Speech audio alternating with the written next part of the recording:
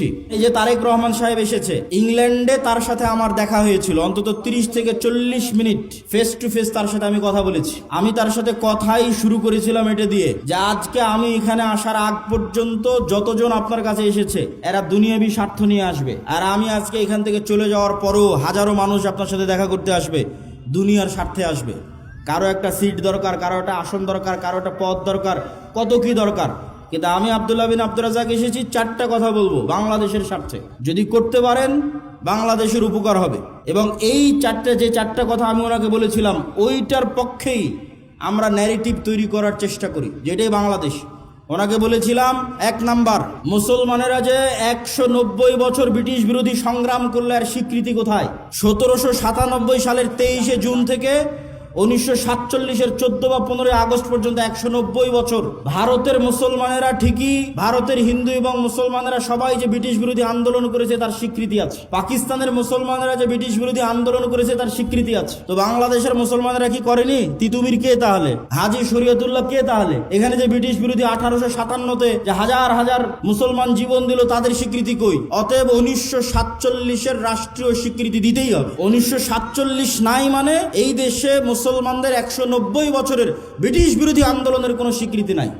বাংলাদেশ 1971-এ শুরু হয়নি, ওটা ডাহা মিথ্যা কথা। 71 বাংলাদেশের একটা পার্ট, কিন্তু বাংলাদেশের শুরু অনেক আগে। ওর ধারাবাহিকতায় আপনাকে আসতে হবে, তার একটা পার্ট 47। এটা একটা ওনাকে বলেছি। আর একটা ওনাকে বলেছি, বাঙালি জাতীয়তাবাদের নামে বাংলাদেশে হিন্দুয়ানি জাতীয়তাবাদ, হিন্দুত্ববাদী জাতীয়তাবাদ এবং হিন্দুয়ানি কৃষ্টি কালচার কলকাতার দাদা বাবুদের বাঙালি জাতীয়তাবাদের নামে ঢুকানো হয়। এই বাঙালি জাতীয়তাবাদের নামে হিন্দুত্ববাদী কৃষ্টি কালচারের মূলোৎপাটন করতে হবে। বাংলাদেশের নিজের সংস্কৃতি কৃষ্টি কালচার প্রমোট করতে হবে, যেটা ওসমান হাদি বলেছে যে কালচারাল ফ্যাসিজমের বিরুদ্ধে আমাদেরকে লড়াই করতে হবে, যে কারণে তাকে জীবনও দিয়ে দিতে হলো। 3 নাম্বার বলেছি, বাংলাদেশে জাতির পিতা বলে কিছু থাকা যাবে না।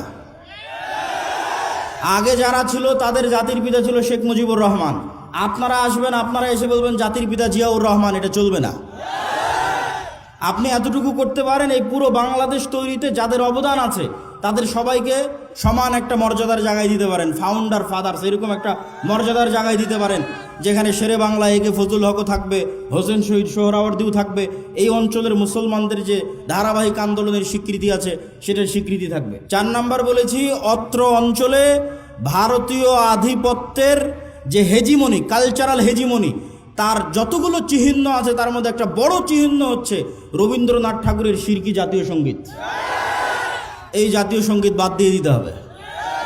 তো আমরা দাওয়াত দেই, আমরা কথা বলি, দুনিয়াবি কোনো স্বার্থ নয়। আলহামদুলিল্লাহ, আলহামদুলিল্লাহ, দুনিয়াবি কোনো স্বার্থ নয়। এবং বিশ্বাস করি যে বাংলাদেশে একদিন পূর্ণাঙ্গ বিপ্লব করা সম্ভব।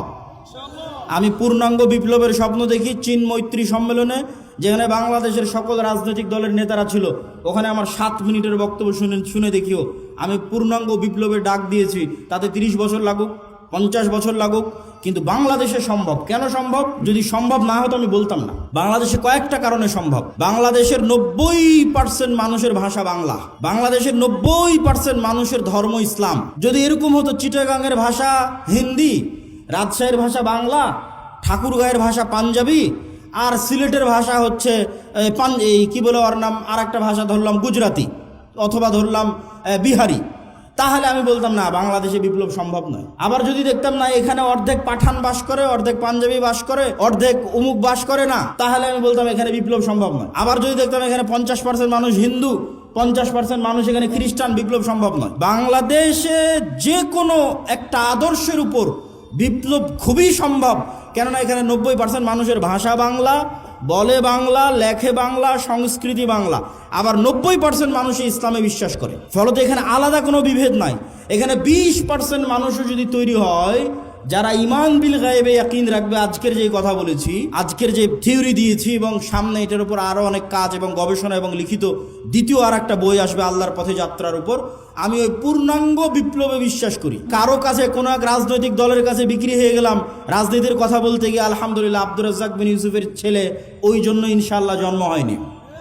আব্দুর রাজ্জাক বিন ইউসুফ ওই বক্তাও নয়। বড় থেকে বড় নেতার ঘরে যখন প্রবেশ করেছে, ছবি মূর্তি থেকেছে, যত বড় মন্ত্রী হোক, যত বড় মিনিস্টার হোক, আব্দুর রাজ্জাক বিন ইউসুফ দাঁড়িয়ে বলে যে ছবি মূর্তি সরাতে হবে, না হলে ঢুকবে না। অথচ বহু বক্তা ওই ঘরেই বসে আছে।